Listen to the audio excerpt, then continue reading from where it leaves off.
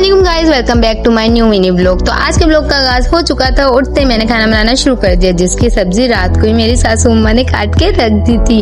अल्लाह का शुक्र है मेरी सास वैसी नहीं है जो और सासू होती है कि अब बहू आ गई, अब हमारी कोई जिम्मेदारी नहीं है, अब बहू की ही जिम्मेदारी है। नहीं भाई, वो मेरा भरपूर ख्याल रखती है, वो मुझे बेटियों की तरह रखती है। फिर मैंने अपने बच्चों को रेडी करना शुरू किया। सबसे पहले शानू को नहलाया धुलाया और कपड़े चेंज करा के उनको लटा दिया झूलने में, ताकि अब वो मुझे हुसैनू भैया की तैयारी के बारे में तंग ना करें। फिर मैंने हुसैनू भैया को पकड़ा और नहलाया धुलाया और झूले में लटाना शुरू कर दिया। लेकिन इनको बनना तो छोटा बेबी। इन्होंने कहा पहले मुझे छोटे बच्चों की तरह लपेटो फीडर दो, फिर मैंने कहा चलो कर लेती हूँ। और ऐसा किया तो ये भैया इतनी जल्दी सो गए, मुझे यकीन ही नहीं था।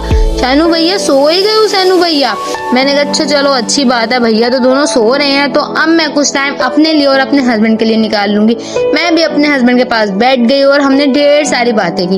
एक अच्छा लाइफ पार्टनर वही होता है जो अपने बच्चों को और बीवी को दोनों को टाइम दे।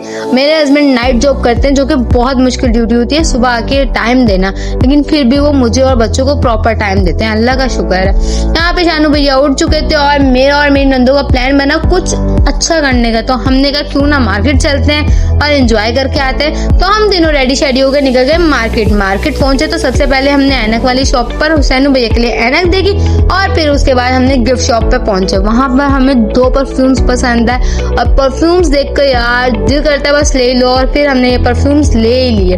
परफ्यूम्स लेने के बाद हुसैनू भैया को वहीं पे नजर आ गया डोरेमोन कार्टून, जिसको लेने के लिए ये पागल होते जा रहे थे। तो मैंने कहा भैया सब्र करें, ले रहे हैं। हम वहां से निकले जल्दी से और फिर बाहर निकलते देखा यार इतने प्यारे प्यारे परिंदे और खरगोश। फिर हमने कहा यार अभी तो है ऑस्ट्रेलियन तोते। उसके बाद हम साथ ही पहुंच गए कॉटन कैंडी खाने। कॉटन कैंडी खाई और फिर हमने खाई मजेदार लजीजा बिरयानी। यार बिरयानी के आगे हमें कुछ नहीं नजर आता। बिरयानी वाला खा के हम पहुंच गए थे घर पहुंचते मैंने कहा यार बाहर इतनी गंदगी होती है, तो अब बच्चों को रेडी करना दोबारा बनता है। तो मैंने जल्दी से बच्चों को दोबारा फ्रेश करना शुरू कर दिया।